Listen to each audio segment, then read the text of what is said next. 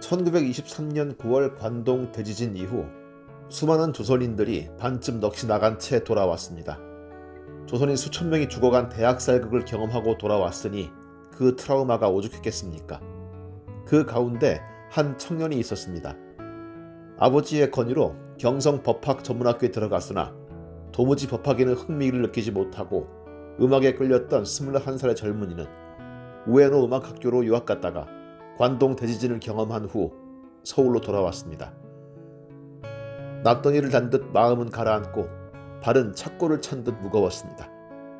거기다가 얼마 전 시집간 누나가 꽃다운 나이에 저 세상으로 갔다는 소식이 겹쳤으니 청년의 마음에는 잿빛과 칠흑이 반반씩 섞여 있었겠죠.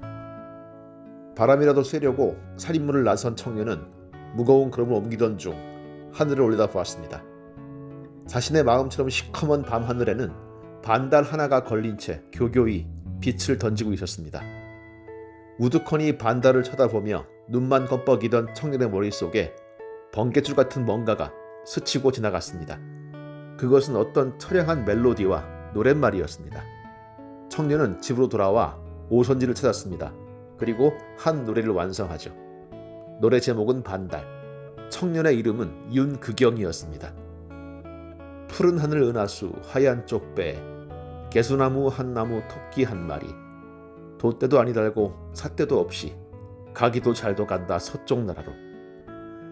아이들의 손뼉 장난 율동의 주제가로 근 100년을 불리웠던 노래는 그렇게 탄생했고 1924년 10월 20일 동아일보에 발표됩니다.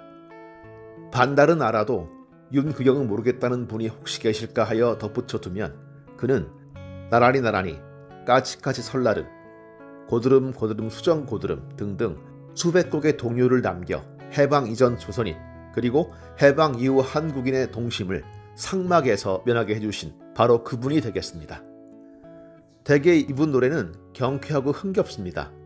잘 부르지는 않는 설날 노래 4절을 보실까요? 무서웠던 아버지 순해지시고 우리 내 동생 울지 않아요. 이 집 저 집 윷놀이 널 뛰는 소리 나는 설날이 참말 좋아요. 툭하면 이놈의 새끼를 입에 달며 몽둥이를 지켜드는 아버지들 앞에서 애들은 얼마나 울음보를 터뜨려댔을까요? 그 무서웠던 아버지가 다 순해지니 아이들은 울 일이 없고 동네에선 쿵덕쿵덕 방아 찢는 소리에 유치야 뭐야 헌어드높으니 그 얼마나 신나는 날이었을까요? 빨간 우산 파란 우산이 없어서 찢어진 우산을 들고도 각시방 영창에 달아놓을 고드름 하나 뚝 떼서 먹고 오늘은 어린이날 우리들 세상을 부를 수 있도록 해주었던 윤극영 선생의 명랑한 동요 가운데 반달은 특이하게 슬프고 을씨년스럽습니다. 무슨 놈의 쪽배가 돛대도 없고 삿대도 없이 그리도 잘 흘러간단 말인가요?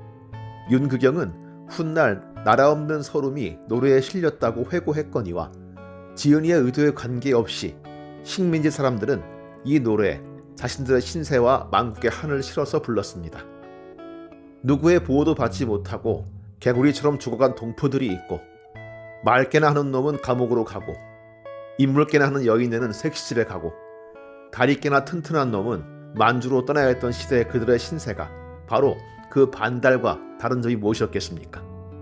예나 지금이나 불온한 느낌은 사냥개보다도 더 빨리 알아채는 게 관원들이라 총독부는 이 노래도 금지곡 목록에 넣긴 했는데 그 마음을 파고드는 멜로디에 반한 조선고주 일본인들도 죄다 따라 불러대는 통에 그 살기를 누그러뜨릴 수밖에 없었다고 전해집니다. 대개 이 노래는 1절만 널리 알려져 있습니다.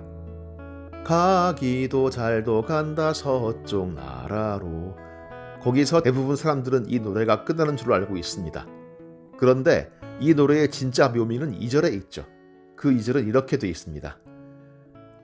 은하수를 건너서 구름나라로 구름나라 지나선 어디로 가나 멀리서 반짝반짝 비추이는 건 샛별이 등대란다 길을 찾아라.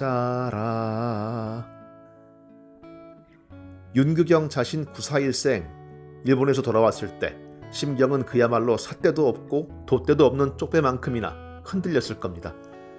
그때 위안을 준 것은 부산항에 몰려든 동포들이었다고 합니다. 대학살 소식을 풍문으로 알고 있던 부산 사람들은 눈물을 흘리며 얼마나 고생이 많았냐며 위로해 주었고 상륙하는 사람들 입에 떡을 물려주며 위로했다고 합니다. 따지고 보면 나은 것도 없는 처지에 그 개떡 한 조각은 얼마나 살가운 손이었고 든든한 어깨였고 기댈 등이었을까요? 윤극영은 늙어서까지 그 풍경을 돌이키곤 했습니다. 그의 회고에 따르면 노래를 지을 때 가장 어렵게 지은 구절이 2절의 마지막 구절이었습니다. 슬프다 슬프다 해도 결국은 앞에 드리워지는 희망이 있음을 담고 싶었고 각고의 고민 끝에 나온 구절이 바로 저 구절이었다는 겁니다. 샛별이 등대란다 길을 찾아라. 그렇습니다. 아무리 막막해 보이고 세상이 시커멓고 배는 길을 잃어도 샛별이야 언제나 우리 머리 위에서 빛났죠.